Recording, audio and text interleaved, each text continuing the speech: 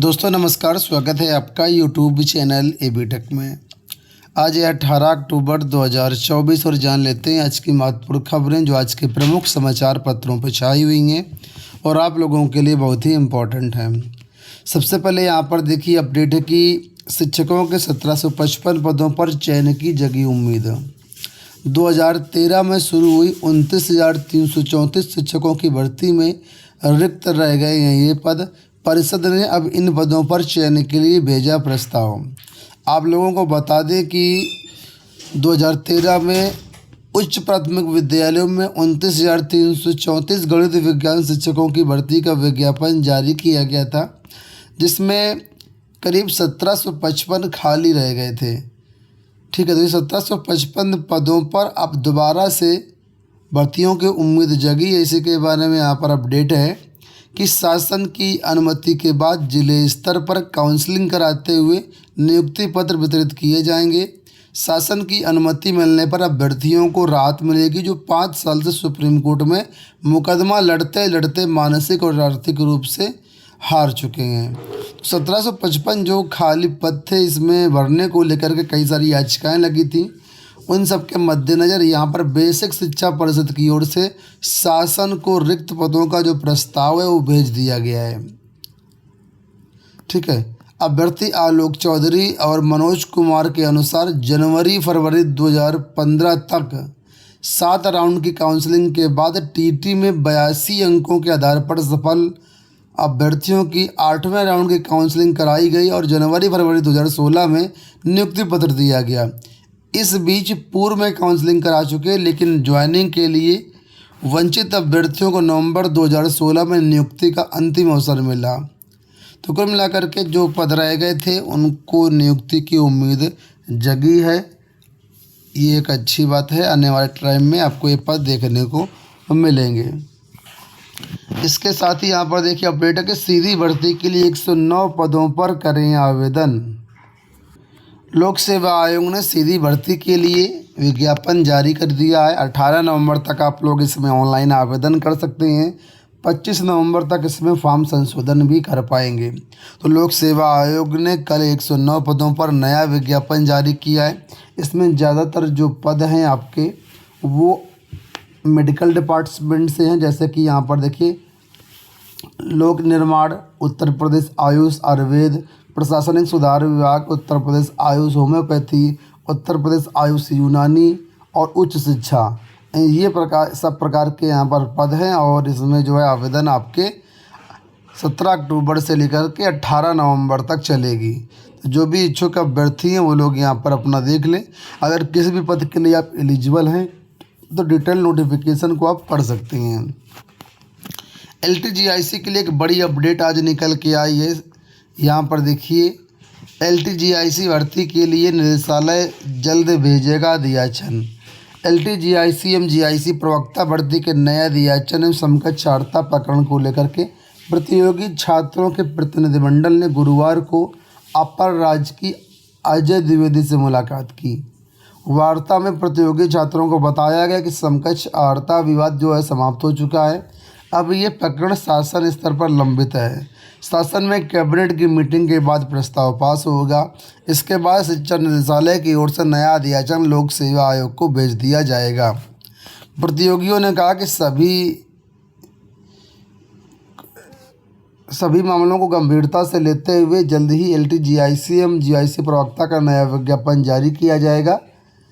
साथ ही कहा कि LTGIC का नया विज्ञापन लगभग 6 वर्षों से व GIC प्रवक्ता का नया विज्ञापन 3 वर्षों से नहीं आने के कारण कई प्रतियोगी जो है ओवर एज हो चुके हैं और अब विज्ञापन आना जरूरी है। तो प्रतियोगी छात्र प्रतिनिधिमंडल के शीतला प्रसाद ओझा, अनुशास तिवारी, अमित पांडे, रितेश गुप्ता आदि मौजूद रहे। तो जो कल वार्ता हुई है इन लोगों की उसमें कहा गया है कि समकक्षार्हता विवाद समाप्त हो गया है। हालांकि शासन स्तर पर अभी भी पेंडिंग है पारित होने के लिए, यानी पास होने के लिए। यहाँ देखिए अपडेट है कि UPPSC की परीक्षा की शुचिता को प्रभावित करने की कोशिश। लोक सेवा आयोग द्वारा आयोजित परीक्षा की शुचिता को प्रभावित कर अनुचित लाभ लेने की कोशिश का मामला सामने आया है। दो व्यक्तियों के बातचीत का ऑडियो क्लिप सामने आने पर इसका पता चला।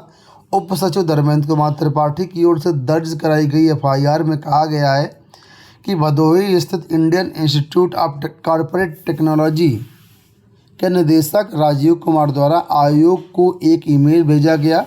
इसमें बताया गया कि आयोग की परीक्षा में अनैतिक कार्य की योजना के संबंध में उनके कार्यालय में एक ऑडियो क्लिप प्राप्त हुई है। वार्ता करने वाले एक व्यक्ति की आवाज़ उनके संस्थान में कार्यरत एक कर्मचारी से मिलती है। राजेश वर्मा नामक व्यक्ति ने किसी अन्य व्यक्ति से बातचीत की है। ये जो ऑडियो क्लिप मिली है ये संबंधित है प्रवक्ता भर्ती से, यानी पॉलिटेक्निक प्रवक्ता भर्ती को लेकर के। तो पॉलिटेक्निक प्रवक्ता परीक्षा आप लोग जानते हैं हाल ही में 20 अक्टूबर को कराई जानी थी, लेकिन फिलहाल लोक सेवा आयोग ने इस परीक्षा को स्थगित कर दिया है। तो उसी प्रवक्ता भर्ती जो 20 अक्टूबर को होनी थी उसमें कुछ गड़बड़ी करने का इरादा था। उसी इरादे के मद्देनज़र यहाँ पर ऑडियो क्लिप जो है मिली है और इसकी जानकारी होने पर लोक सेवा आयोग ने एफआईआर करा दिया है।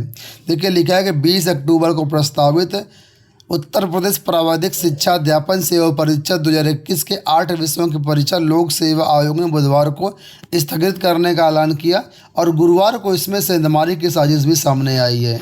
इसकी जानकारी पर लोक सेवा आयोग के उप सचिव ने Indian institute of corporate technology Bhadohi के एक कर्मचारी सहित 2 लोगों के खिलाफ सिविल लाइन्स थाने में मुकदमा दर्ज करा दिया है। तो ये पूरा मामला यहाँ पर था। लोक सेवा आयोग पर संशोधित परीक्षा कैलेंडर जारी करने का दबाव। उत्तर प्रदेश लोक सेवा आयोग यूपीपीएससी ने अक्टूबर में प्रस्तावित 2 अन्य परीक्षाएं रद्द कर दी हैं। पहली परीक्षा है पीसीएस, दूसरी है पॉलिटेक्निक प्रवक्ता। इसके साथ ही दिसंबर में प्रस्तावित आरओ परीक्षा के भी टलने के आसार हैं। ऐसे में आयोग पर संशोधित परीक्षा कैलेंडर जारी करने का दबाव है। 27 अक्टूबर प्रस्तावित पीसीएस परीक्षा 2024 को अनौपचारिक रूप से स्थगित करने की घोषणा कर दी गई और परीक्षा दिसंबर में कराई जाएगी। कई सारी भर्ती परीक्षाएं रद्द हो चुकी हैं। आयोग का पूरा कैलेंडर गड़बड़ हो चुका है। प्रतियोगी छात्र लगातार दबाव बना रहे हैं कि लोक सेवा आयोग एक शेड्यूल जारी करे, उसी के अनुसार आगे परीक्षा करवाए। इसके साथ कई नई भर्तियां भी अभी आनी है, आने वाले समय में उनको भी यहाँ पर कैलेंडर में मौका मिल सकता है। तो इन सब चीज़ों को देखते हुए लोक सेवा आयोग काफ़ी सोच विचार करके नया कैलेंडर जारी करेगा। ट्रेन रिजर्वेशन के लिए अब थोड़ा बदलाव कर दिया गया। अभी तक ये समय सीमा 120 दिन यानी कि 4 महीने हुआ करती थी। अब इसको घटा करके मात्र 60 दिन यानी 2 महीने कर दिया गया है। नया नियम जो 1 नवंबर से लागू किया जाएगा। एडवांस टिकट बुक करा चुके लोगों पर इसका असर नहीं होगा। पॉलिटेक्निक में फार्मेसी प्रवेश काउंसलिंग 22 से। पॉलिटेक्निक संस्थानों में प्रवेश के लिए काउंसलिंग 22 अक्टूबर से होगी। इस बार मुख्य काउंसलिंग 3 चरणों में होगी। इसके बाद 2 और विशेष चरण होंगे। हालांकि प्रवेश प्रक्रिया नवंबर अंत तक चलेगी। नया सत्र में करीब 900 राजकीय एडेड व निजी पॉलिटेक्निक संस्थानों को फार्मेसी की संबद्धता मिली है। इसमें करीब 1.5 लाख सीटों पर प्रवेश होगा। तो जो भी अभ्यर्थी पॉलिटेक्निक के थ्रू फार्मेसी काउंसलिंग में शामिल होना चाहते हैं वो लोग देख लें, 22 अक्टूबर से काउंसलिंग आपकी प्रारंभ होगी।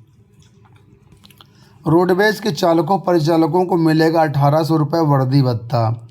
रोडवेज के चालकों परिचालकों को वर्दी भत्ता देने का रास्ता साफ हो गया। 1-2 दिन में वर्दी भत्ते के तौर पर 1800 रुपये कर्मचारियों के खाते में भेज दिए जाएंगे। इसमें 37,000 से अधिक कर्मचारियों का फ़ायदा होगा।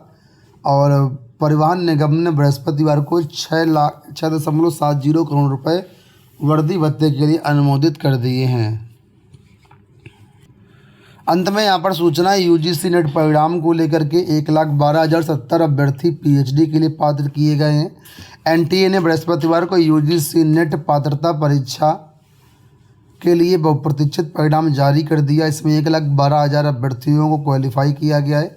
53,694 अभ्यर्थी असिस्टेंट प्रोफेसर के लिए क्वालिफाई किए हैं, जबकि जूनियर रिसर्च फेलोशिप यानी जेआरएफ के लिए 4,970 अभ्यर्थियों ने पात्रता हासिल की है। इस वर्ष नेट परीक्षा के लिए 11,21,225 अभ्यर्थियों ने पंजीकरण करवाया था, जिसमें 6,84,224 अभ्यर्थी परीक्षा में शामिल हुए थे। 21 अगस्त से 5 सितंबर 2024 तक 11 दिनों के लिए परीक्षा कराई गई और इसका रिज़ल्ट फ़िलहाल जारी कर दिया गया है। आप लोग ये रिज़ल्ट आयोग की वेबसाइट से डाउनलोड कर सकते हैं। दोस्तों, ये हो गई आज की सारी सूचनाएं। इस वीडियो में इतना ही। धन्यवाद।